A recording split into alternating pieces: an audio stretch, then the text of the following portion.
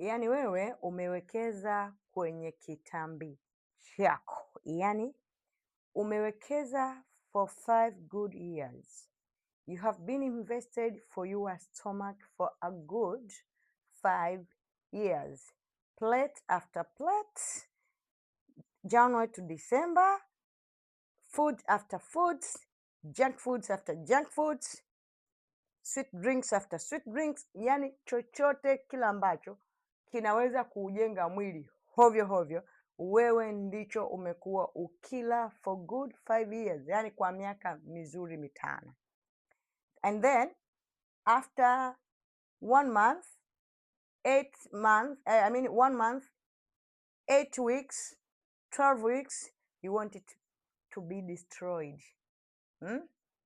Yaani unataka from nowhere tu kitambi chako kipotee.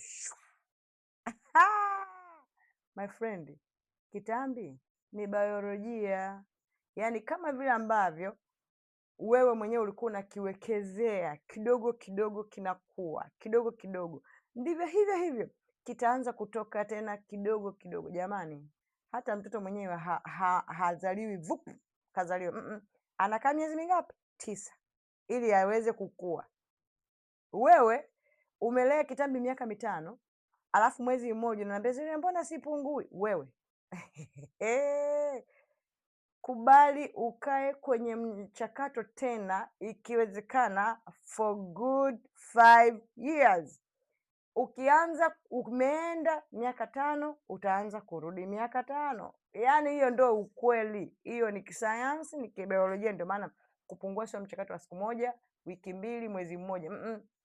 Ukiona nakwambia utapungua ndani ya mwezi mmoja, huwa mara nyingi nasemaga hivi, una uwezo wa kukata kilo 8 mpaka 10 kwa mwezi mmoja, ila sijakwambia utapungua kilo 30 kwa mwezi mmoja.